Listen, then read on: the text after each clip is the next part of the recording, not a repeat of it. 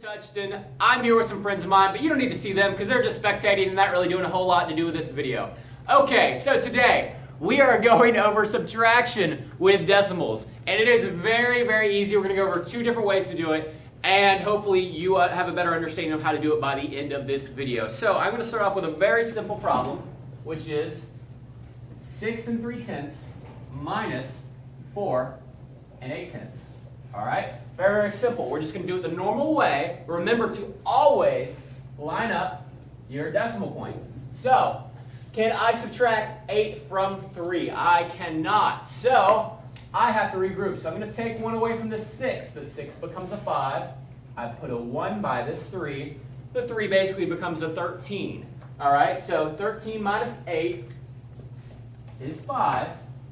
And 5 minus 4 is 1. So, I have 1 and 5/10 is my answer, or 1 1/2. Now, I'm going to keep this off to the side. All right, we're going to do this involving a place value chart, much like we did with multiplication, but it's going to be just a little bit different. So, what I'm going to do is I'm going to take my 6 3/10, and I'm going to write, or draw, 6 dots in my ones place. Okay, I've got my 6 right here. Then I'm moving over to my 10ths place.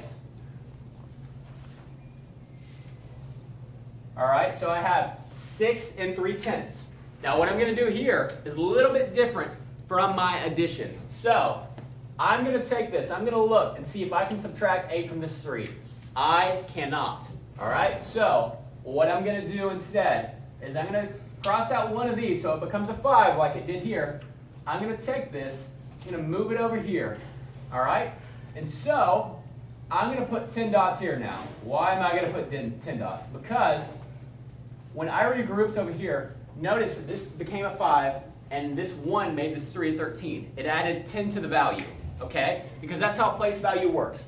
Whenever I move one place over to the right, the value increases 10 times. When I move one place over to the left, the value increases 10 times. When I move one place over to the right, the value decreases by 10. So it would be like dividing by 10. All right? So I'm going to add 10 right here.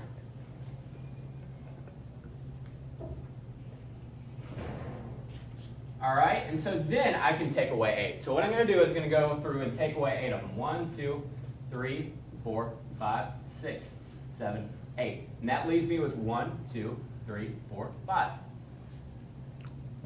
So there's my decimal point. And so I've got to subtract now the 4 from it. 4 from 5. And so what I'm going to do is cross out 1, 2, 3, 4. And that leaves me with 1 5/10. So that is very, very simple. By all means, pause it at certain parts if you want, if you need to pause it and slow it down for yourself. So I'm going to go ahead and erase all this and do one more problem, and just do it in the standard algorithm.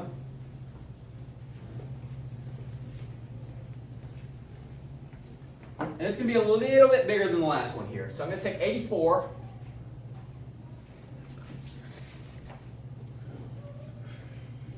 and 637 thousandths minus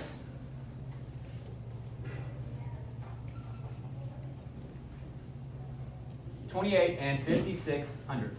Now, if you're one of my students, you'll notice this was on the exit ticket. Okay, so we don't have a number right here. So we're going to put a 0 as our placeholder because that 0 is not changing the value of this bottom number. All right, so we're simply going to start 7 minus 0 is 7.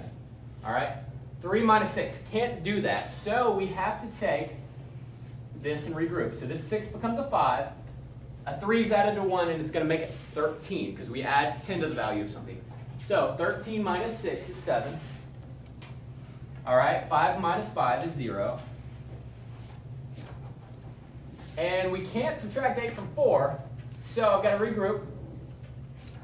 And I make this 4 14, and 14 minus 8 is 6. And then 7 minus 2 is 5. So it's very, very easy. The main thing is you have to remember to regroup correctly, pay very close attention to each number and how you're subtracting each one. And also, please remember to line up your decimal point. And that is it. Thank you very much. I hope this helps you.